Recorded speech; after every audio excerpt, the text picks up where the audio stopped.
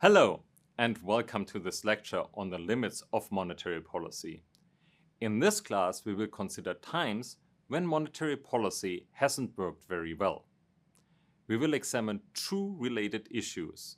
First, the idea of a jobless recovery. This term was first used to describe the recovery from the 1991 recession.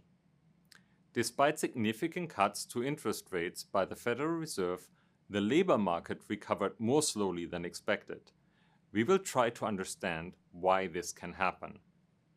We will then consider an unintended consequence of loose monetary policy: excessive risk-taking. Lowering interest rates can stimulate the economy.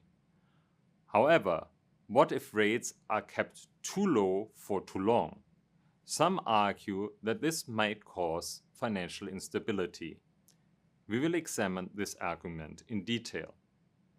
Let's get started. Historically, unemployment had dropped sharply after recessions ended. Look, for instance, at what happened after the recession of 1982.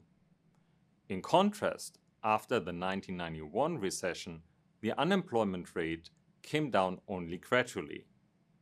This was despite the Federal Reserve keeping rates low for 3 years and GDP growing by over 5% between 1992 and 1995. This slow recovery in the labor market puzzled economists. The same pattern emerged after the recession in 2001. The Federal Reserve cut the federal funds rate from 6.5% to 1% in response to the recession. And it did not increase the federal funds rate until the summer of 2004.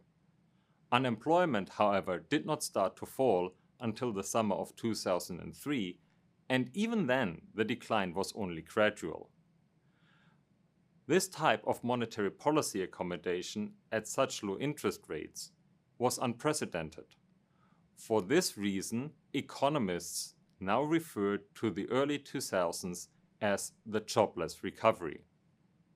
Let us examine first what the data tell us about the labor market and the 2001 jobless recovery. Indicators for the labor market suggested that workers faced significant challenges finding jobs. First, labor force participation, particularly among younger workers, declined. Second, unemployment duration increased significantly. Third, a popular index of help-wanted advertising, a measure of job vacancies, remained below its recession levels. The evidence suggests that firms were just not hiring as much as expected. In addition, the current employment statistics survey showed that as of the end of September 2003, non-farm payroll employment had fallen by some 2.8 million jobs since the beginning of the recession in March 2001. The manufacturing sector was by far the hardest hit sector. About 2.4 million of the 2.8 million jobs lost were in the manufacturing sector. Let's dig deeper. Why was the labor market response so slow? And why was the manufacturing sector hit so hard? There are two main explanations. The first is high uncertainty about the economy. This makes firms reluctant to invest or hire. In the early 2000s, the most obvious source of uncertainty were the September 11 terrorist attacks and their aftermath, including the wars in Afghanistan and Iraq. Second, the manufacturing employment losses were due to structural changes in the US economy. Structural change means the permanent decline of certain industries. The decline of manufacturing was not new. The share of workers employed in the manufacturing sector collapsed beginning in the early 1980s.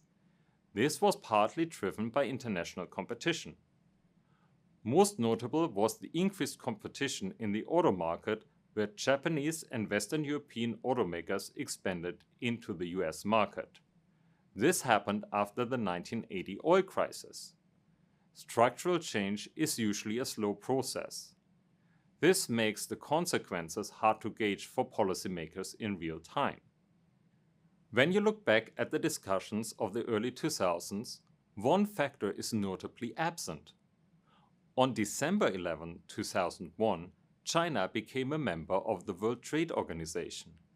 As a result, US trade policy eliminated potential tariff increases on Chinese imports. Recent research has found that job losses in manufacturing were concentrated in US firms that faced import competition from China. Can monetary policy be effective when uncertainty is high or structural change is underway? In general, monetary policy can reduce uncertainty about future economic developments by promising accommodative monetary policy now and in the future. This involves the use of forward guidance. However, in the case of the early 2000s, the uncertainty was caused by terrorist attacks and subsequent wars. Monetary policy probably could not reduce this type of uncertainty. Similarly, monetary policy can do little to reduce the employment effects of structural change. We would expect jobs lost in declining industries to be replaced eventually with jobs in growing industries, for instance in the service or tech industry. However, this process can take time. New jobs need to be created and workers need to relocate and retrain. Monetary policy works best when addressing cyclical fluctuation. It can do little when structural change drives unemployment. In the remainder of this session, let's consider the risks of accommodative monetary policy. In 2001, Paul McCulley, an economist at the investment management firm PIMCO, predicted that the extremely low federal funds rate set by the Federal Reserve could cause house prices to increase. As the graph shows, the mortgage interest rate dropped from over 8% in 2000 to 5% in the summer of 2003. Lower mortgage interest rates mean that people can afford new or larger houses. This increases demand for houses and house prices. This graph shows that house prices increased by over 60% between 2000 and 2006. As a result of rising house prices, construction boomed.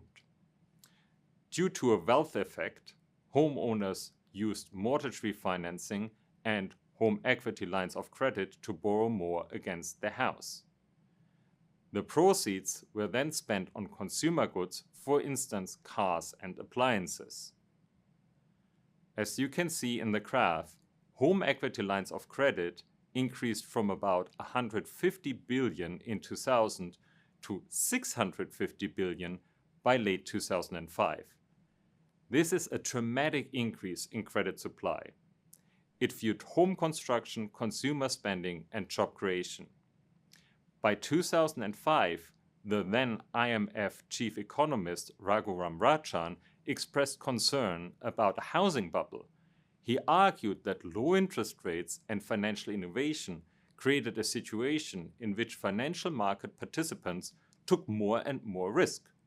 He concluded that this risk could threaten the stability of the financial system.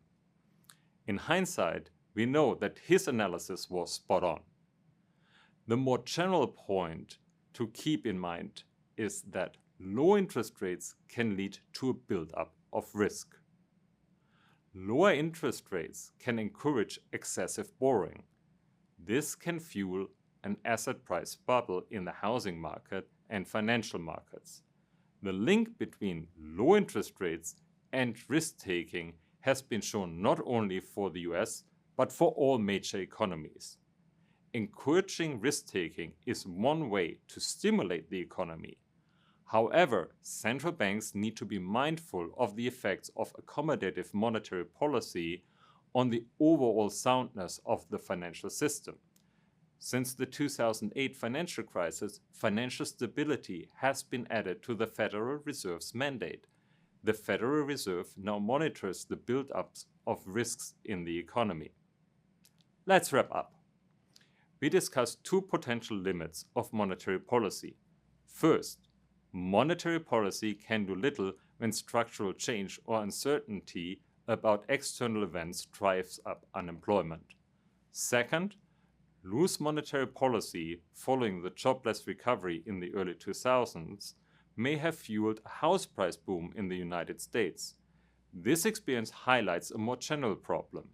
Low interest rates can encourage risk taking and can lead to a build-up of risk in the economy.